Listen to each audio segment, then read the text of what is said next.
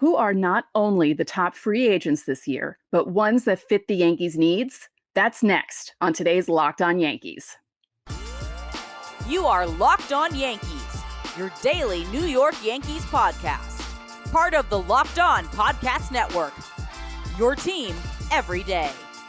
Welcome to Locked On Yankees, which is part of the Locked On Podcast Network, your team every day. Thank you for making us your first listen every day. I'm Stacey Gotsoulias, and with me, as always, is my producer, Steve Granado. Steve, a lot of stuff happening. Oh, it's been a busy offseason suddenly, hasn't it? We had a very, very busy start to the week here, start to free agency. We're going to talk about that today, of course. But also, as you guys know, 5 days a week, Monday through Friday, still here on Locked On Yankees. And we have a lot planned here this week, so make sure to hit subscribe. We have a bunch of stuff coming your way, including today. Got to talk about Anthony Volpe winning his first career Gold Glove in his rookie season, what it means in the future of that. That's coming up later on in the show. But Stacey, wanted to break down the free agents here now that free agency is officially open. The qualifying offers are out. Everything is set in stone. Save, of course, again, the qualifying offers haven't been rejected or accepted at this point. That will be done by November the 14th. But we have a great idea of what the landscape is. In our second segment today, we're going to go through the pitchers, but we wanted to start with the most pressing needs. That is position players, Stace. Of course, I wanted to kind of get this out of the way, some things that we had in our minds of the biggest needs the Yankees have. And again, this list, of course, doesn't include Shohei Ohtani. Like, it's not the obvious big names, but the ones that fit the Yankees' needs that make the most sense. So the needs I had in my head, Stacey, is I felt like the Yankees need a regular center fielder while you wait for Jason Dominguez. You need to also add a corner outfielder to help shore up an everyday outfielder, because right now you don't know what you're going to get out of guys that are potentially going to take that position in-house. If you add these types of players, they don't have to be your regular everyday for the entire season, but they kind of help fill gaps while you wait for someone to come around or someone to get healthy. Hopefully, both of those are left-handed bats, if you can swing it that way. And then I also earmarked that the Yankees need a starting pitcher and a closer / setup man, maybe two arms, but at least one. Would you agree with all of those, kind of the blueprint there? Yes. Every single one of them, especially the left-handed batter, because they've needed that for a while. But I also feel very confident in saying that I think they need to add a starter, definitely, Yes, to the rotation. Yeah. and we're going to get to that pitching stuff in a second. But like we said, position players, hitters first. Stacey, we got a elephant in the room. Let's just start with him. Let's talk about Cody Bellinger. Yes. He was offered the qualifying offer, right? And He's not going to take it. no. I mean, Yeah. I would personally, because it's just above $20 million this year, but most of these guys aren't going to take those qualifying offers. Yeah, he won't take it. He's going to take free agency here because he's clearly going to get a bigger deal.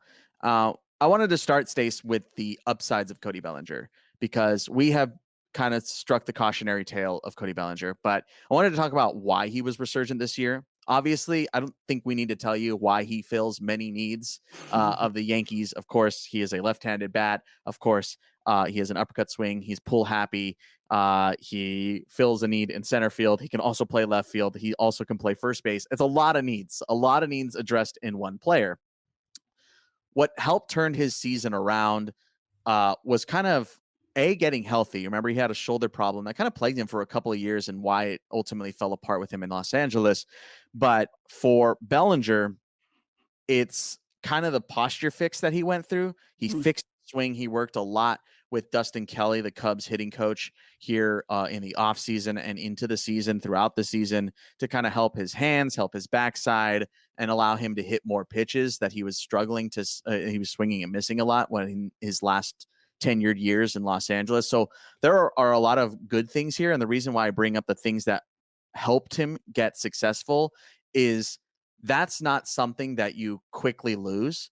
Is you see, once the swing got fixed and once he felt healthier, the numbers returned to where he was at his height, his MVP numbers, and ultimately led to his comeback player of the year. So there are good upsides here. It's still a gamble, but it's not like this was a one-off season there is some track record there. You just don't 100% know what Cody Bellinger you're going to get, and that's basically the big downside. Right. The other part of the downside is some of the holes he has in his swing, down and in, trouble with some off-speed pitches, and he also was having trouble with fastballs up. But that could also be attributed to recovering from that shoulder injury. But there's still kind of a risk in going for him with some of those problems that he had. But as you said, he fills so many needs that if the Yankees have a chance to even talk to him, they really need to. Yeah, they have to at least talk to him. And like, he is clear as one of the biggest free agents on the market.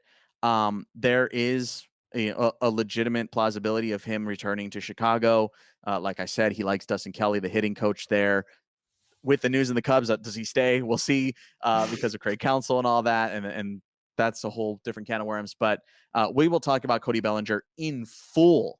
A whole episode dedicated to Cody Bellinger later on this week. So make sure to stay tuned. Stacey, who's another outfielder that might fit a Yankees need? Kevin Kiermaier, another lefty. Now, he doesn't hit like Bellinger, but he plays really good defense. And as his bat goes, he's pretty steady. He's not one of those guys who's like really high and really low. He's kind of there, so it wouldn't be such a bad thing for him to be in the lineup. But I love his defense, and he would really fit in well with the Yankees. Plus, he has AL East experience, as we know, because he played with Tampa for so long and Toronto. Also, a plus side, he doesn't want to play on turf anymore because of all the injury history that he's had. The Yankees don't have turf, so that also works in their favor. And he actually mentioned the Yankees as a possibility, like before the season ended. And so that would be something to fill a need. Yeah, he makes a lot of sense in the let's wait for Jason Dominguez camp, right? Mm-hmm. If that's the direction they want to go, then that totally makes a whole bunch of sense. Another guy that I don't see a lot of people talking about, and obviously he isn't the perfect candidate, but if you're still looking in that, let's wait for Jason Dominguez. Let's see if he could also, play a corner outfield spot. Maybe he's not your center fielder, but you let Judge take center field full time. Randall Grichuk. I know he's a right-handed bat. I know that the latter part of his season wasn't the greatest after the trade deadline, but there was a reason why he got moved by Colorado last season. He had some serious pop. Yes, he's a right-handed bat. I'll say that 15 times. I understand that. But I feel like if they don't get Bellinger, they don't get Kiermaier, Randall Grichuk as a right-handed option on a one-year deal is not the worst thing in the world. Again, he fills your corner. He lets guys like Everson Pereira kind of marinate a little bit longer. You let Oswaldo Cabrera kind of still relegate to that utility role. Like, again, you're kind of looking for innings at this point while you wait for some guys to cook a little bit longer. You wait for, again, Jason Dominguez to come back. So I feel like Randall Grichuk isn't the worst option in the world. Right. There are others on the free agent market, but we wanted to kind of narrow it down to a couple of guys. And I felt like Grichuk was a guy that isn't really being talked about a lot. Right. He is clearly not a permanent solution, but he is a bit of a Band-Aid if that's the direction the Yankees want to go in. So just wanted to throw that one out there. Again, we're going to have a full Cody Bellinger episode later on this week. We have a very, very busy week here on Locked On Yankees, so make sure to hit subscribe. Of course, you can reply to that comment here on the YouTube side, if you so please, to submit your Fan Mail Friday questions. We are going to be answering your questions on Friday. I'm sure this week you're going to get plenty of them because of free agency opening now. You can also join the Locked On Yankees Insiders Club. That's a 14-day free trial in the episode description where you get Fan Mail Friday priority. You also get text messages with breaking news. You get text messages between Stacey and myself where you can one-on-one text us, and it's a whole bunch of fun. Join the Locked On Yankees Insiders Club. There's a free 14-day trial. Okay, we just went through all the position players that we wanted to pitch to you today. Of course, there are plenty more, and we want to hear who you think would be a good fit in the comment section. But coming up next, we are going to talk about the big pitchers rather that will fill the needs the Yankees have for next season. Stay tuned.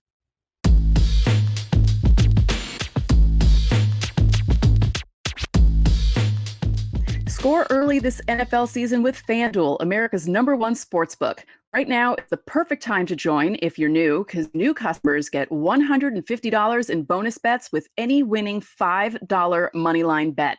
That's $150 right away if your team wins. If you've been thinking about joining FanDuel but have been hesitant for whatever reason, this is your sign. It's the absolute best time to jump on board. The app is super easy to use, and of course, FanDuel gives you all the tools to score big, like spreads, player props, over-unders, and a ton more. This weekend, the Giants will be in Texas to take on the Cowboys for an in-division battle. So-called battle. And the Jets will be in Vegas to take on the Raiders. So now's the perfect time to get started. Go visit fanduel.com/lockedon and kick off the NFL season. FanDuel, official partner of the NFL.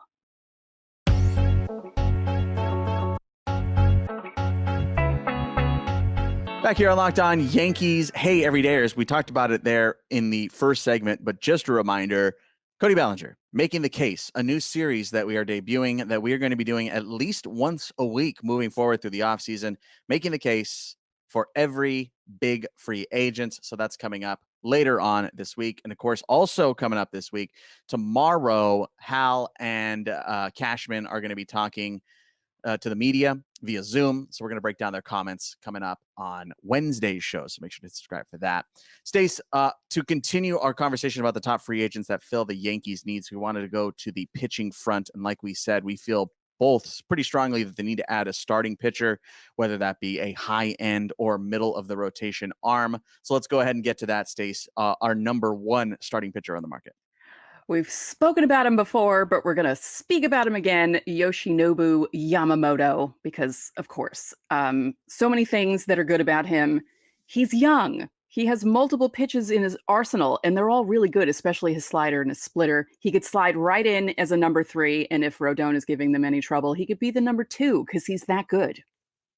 Yeah, it's a massive upside for Yamamoto. I think the young aspect of it is really nice because there is a potential future sans Garrett Cole, which is a reality you have to come to terms with. Like you have to semi-prepare for that. Obviously, you have some upside in your AAA ranks right now, some good upside, so that's nice. But adding a Yamamoto would be massive. And like you said, he would slot in at that 3 really, really nicely. I think the only thing that would make him even better is if he was a lefty. But that's every pitcher on the planet if you're a right-hander. Just ask any baseball dad. But yeah, like if you were a lefty, it would be a no-brainer. I think they have a legitimate shot at getting Yamamoto.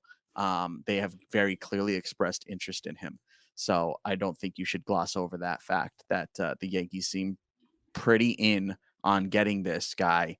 And he adds a lot of things to your rotation if you do end up landing him. Mm-hmm. The number 2, speaking of lefties, Blake Snell, who won the NL Pitcher of the Year as voted on by the players, just like Garrett Cole won the AL Pitcher of the Year. He's been around the block. He's been in the AL East. His floor is high, and he can be another really good addition to the rotation. Plus, the whole left-handed thing is really a plus for Snell because he's another guy that you can slot in there. Again, this is all like if Rodon is not doing as well, all these other guys can slot right in there as number 2 if they need them to. Yeah, like that's I mean, Snell pitched as a 1 this past year, right? Like he was the ace of San Diego. When you knew that, or you didn't know what you're 100% getting from him, like it was a bit of a return to form for Blake Snell this season. Clearly, he would be a big get. Clearly, this would be the Yankees leaning much more in the screw it spending spree side of things because he's going to cost. He is. He got the qualifying offer. Again, that can be decided on by November the 14th, which it is not as of this recording. So we don't know 100%, but I know 99% that he's not going to take that qualifying offer because he's going to get a pretty big contract. He is the premier starting pitcher on the market that has played Major League Baseball. Yeah. That's it. That's plain and simple. So we'll see where he lands. We'll see what the market is like for him. And we'll see if he has interest. Like you said, he has that familiarity with the American League East. He has a higher floor, which he, in comparison to a Carlos Rodon doesn't have that higher floor that Snell has, which is, kind of a difference maker. Like if it were between Snell and Rodon, you go Snell, even prior to 2023. Oh yeah. That's just how it is. Yeah, But definitely. we did also have a bit of a darker horse candidate, Stacey, that wasn't the top two names on the free agent market. Yeah, Aaron Nola, righty, also fits right into the middle of the rotation. He's one of those guys that you wouldn't expect to be your ace of the staff, so he's kind of perfect to slip right in there. And he does have number 2 upside, but that would be a really good 3 behind Cole and Rodon, and then you have Nestor and whoever else you want to put at the end of the rotation. Um, that wouldn't be a bad option either. And he's pitched in big games, Yeah, oh, right? yeah. That's massive. Obviously, we talked about Snell pitching, obviously the infamous World Series game. And even with Yamamoto, obviously, these are all big game pitchers. We just saw Mhm. Yamamoto pitch in a massive Nippon championship and like set a record. So How like many how many pitches did he throw? it was insane. It was like Yeah. 130 or something, like 130 pitches. Mhm. But yeah, like all these guys have playoff experience, have big game experience, and that's what you want. Like you want guys to step up. Because you're trying to make a championship run here. Like you're not trying to just be good and win the division. You're trying to make a championship run. Mhm. So yes, that may be getting ahead of ourselves, but I know a lot of people are focusing on the hitting side for good reason. For good Yes. reason. But you got to pitch too. And it's pretty glaring how weak they were depth-wise on the starting pitching front. Any one of these guys, plus whatever they're going to end up signing on a minor league deal with a spring training invite, is going to help out your cause. So if you can add one big one and then try and fill the gaps outside of it with those spring training invites, I think the Yankees are in a pretty decent spot. Stacey wanted to go into the reliever side of things, which the Yankees are in a luxury where they don't have to add. Mm. They adding helps, but they're Right. not in a position where they're like, oh my gosh, if we don't get an 8th inning guy, we're so screwed. They're Like, not the Diamondbacks or the Rangers. yes, they're not in that front, right? Where they're just like, you could close, right? They have Holmes. And I think that's where this conversation needs to start, because the obvious top free agent closer / reliever is Josh Hader on the market, right? Oh, yeah. The Yankees need a lefty. There's no denying that. They need to add a lefty either in-house or out of house, because right now they don't have a lefty in the bullpen. Yeah. So Josh Hader fills 2 roles here: a left-handed arm and obviously a bona fide major league closer. You know that. And it depends on how the Yankees view Clay Holmes, Right. which I think they're in the camp, or at least I'm in the camp of, I'm fairly comfortable with him back there. But man, if you got a premier closer and let Holmes be your 8th inning guy, oh man, you just got a lot better. You just got a lot better. Yeah. So that could be the route to take. Another guy I had in this is kind of a surprising free agent because he did not get his option picked up in Chicago. Liam Hendriks. Yes, he's a right-hander, but Liam Hendriks is a high upside, low risk guy for me. Yeah. That has been there, is not too far removed from being a legitimate closer in Major League Baseball, and it's only because of cancer. Like, that's really the only reason why he wasn't a legitimate, bona fide Major League closer last season. We saw it a little bit. He played 5 games this past season, and it doesn't seem like he's lost too much of a step. So, again, that could be a shorter deal with huge upside. If that hits big time. Again, could battle with Holmes for the closer role. Either of those could close, and they could both end up closing if they keep doing a closer by committee situation. Stacey had 3 more. One of them we know. Before that, however, Will Smith. The rest of these guys are all lefties. Will Smith, obviously, the meme is kind of going around right now where he's won 3 World Series in a row, yada, yada. But in my case, Stace, he is a very slider-heavy pitcher, which I've talked about on multiple occasions. The Yankees are so good at throwing sliders. I feel like Will Smith under Sam Breend would be massive. Are you saying he's gonna slide right in there? He would slide right in there, Stace. He would be such a premier setup man, 8th inning guy that fills a hole that isn't glaring, but man, that plugs it right up. Again, heavy slider. He's a 50% slider pitcher. So meaning that's 50% of his pitches he's throwing a slider. The only downside to him is he is a fly ball pitcher, which obviously doesn't play in New York, but he's a lefty. So that makes it a little bit easier. He has really, really high swing and miss outside of the zone. That's huge because the Yankees walked a lot of guys last year.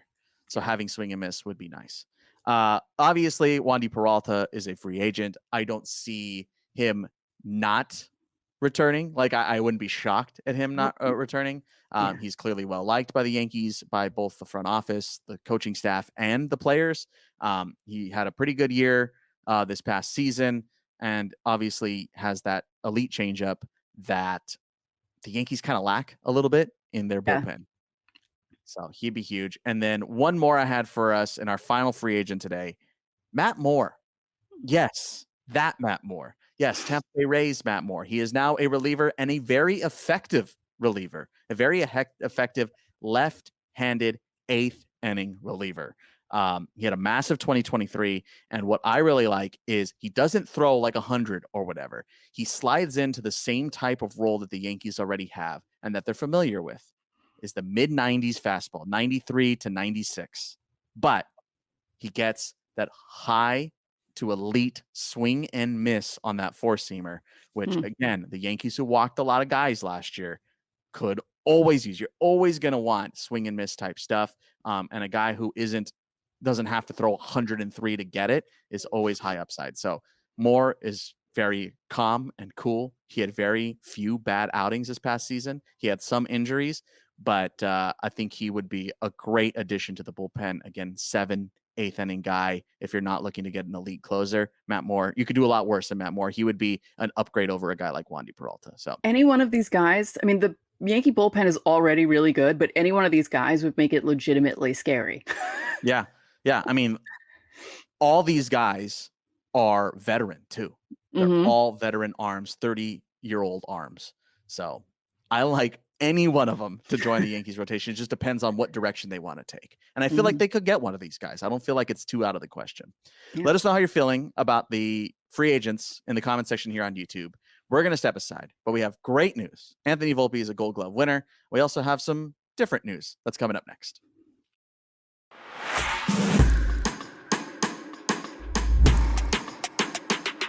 Back here on Locked On Yankees, our final segment here on a very busy week. Stacey, we unfortunately kind of missed this for yesterday's show because we recorded before the news came out. But Stace, some great historic news for the Yankees. Yeah. Anthony Volpe wins a Gold Glove, and he's just the second Yankee to win at shortstop. Jeter was the first. He's the first Yankee at any position to do it as a rookie, which when you think about all the people who played for the Yankees, that's incredible. And he's the youngest shortstop ever to win the American League Gold Glove Award. And considering the questions coming in this year, should he be shortstop? Should Peraza be the shortstop? You know, how is he going to do? This answers the questions. It's amazing. It really is amazing. There were a handful on both sides, but on the American League side, a lot of young, at least finalists, but also winners on the Gold Glove side. But yeah, I mean, we sang the praises of Volpe's defense all season, right? Yeah. We knew it. I knew it from the second I saw that kid play in 2022. I knew it the second I saw him. And for him to get this honor is just amazing. And I'm so happy for him. He's a good dude. Like, I had no problems with him. He was a really nice kid. And you should be happy. Like, yes, it's amazing that I didn't want to touch on this because I wanted to keep the spotlight on Volpe, but I can't hold myself back. It's amazing that there's even a discussion of moving him to second base. Right.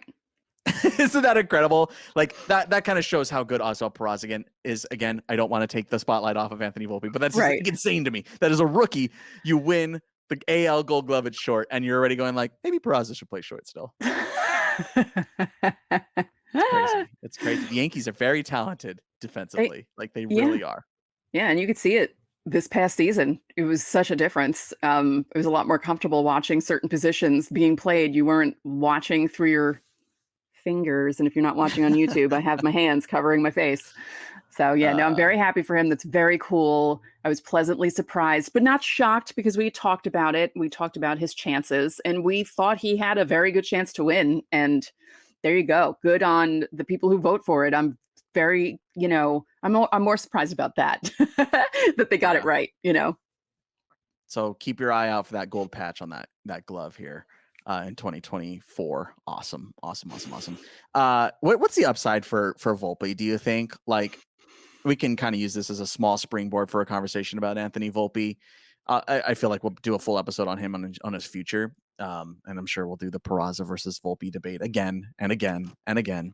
But for now, like, what do you see 2024 for him? Ooh, Let's keep the Peraza factor out of it.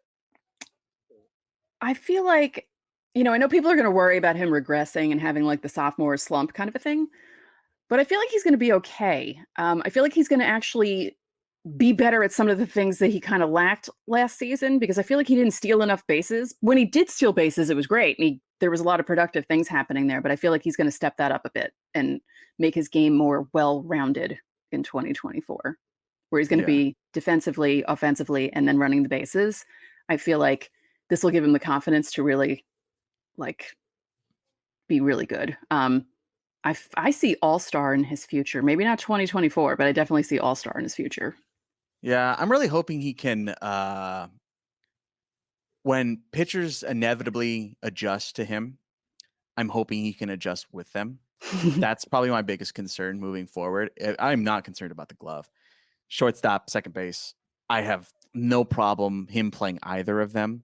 I've made it known many times over that I prefer Peraza at short, but that is honestly splitting hairs. I have zero problems with Volpe at short. Clearly, you just want a Gold Glove. But it's seeing how pitchers adapt to him. We already saw it. The off-speed stuff is a problem for him. And yes, he's young. Yes, he didn't have the seasoning at AAA that you would hope. He obviously had to go to the majors rather quickly. But I still hope that whoever the Yankees hitting coach ends up being can work with him on adjusting to the off-speed stuff and just kind of clean up the eye, clean up the swing, clean up being, overmatched at the plate. That's my biggest concern for him next season.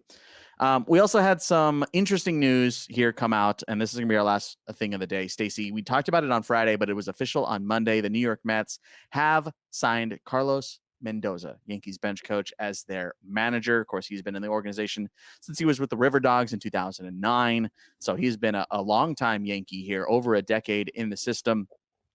In the episode description, I have linked that conversation we had on Friday. So if you missed that on Friday, you can go check that out if you're looking for more information. But good for Carlos Mendoza, man. Happy for him. Clearly, he has been interviewing for a managerial job for the last couple of seasons. So good for him, and best of luck to him. Good luck and Godspeed over there in Queens, Carlos. Yeah. Doesn't have to move. Right. Presumably. Yeah. Or at least he knows how to get there. Yeah. Just take the 7 instead of the 4. There you go. Now he knows. Yeah, now he knows how to get there. But again, in that episode description, you guys can go check out the conversation that we already had about that. Congratulations. It's a massive honor, obviously. Yeah. To follow up a guy like Buck Showalter is that's a pretty big honor, man. Yeah. Especially for your first managerial job, man. That's awesome. I couldn't be happier for him. Stacey, like we said, very busy week. Yes. What is coming up this week on Locked On Yankees? Our new series, Making the Case, and the first person we're making the case for in depth is Cody Bellinger. We're going to go through the pros and the cons of signing Cody Bellinger and making him a Yankee. So that'll be fun. Oh, yeah. I feel like this is going to be the biggest one. We're going to start off with a bang. Of course, you can join the Locked On Yankees Insiders Club. Be an insider. Be one of the few on the inside with Stacey and myself. You can get text messages between Stacey and you, and text messages with me and you. Yes, me personally. I'll text you. And you also get, of course, breaking news. You get the Fan Mail Friday priority. You get roster moves like we just saw on Monday. A whole bunch of stuff throughout the offseason. We hope you will join. There's a 14-day free trial, so go check it out. All right. We got more tomorrow. We got more the day after. It's a busy week here on Locked On Yankees. Free agency is open. The World Series is over, and it is officially hot stove season, folks. So make sure to hit subscribe so you don't miss it. And that's going to do it for today's Locked On Yankees. I'm Steve Granado. And I'm Stacey Gotsoulias. We'll see you tomorrow.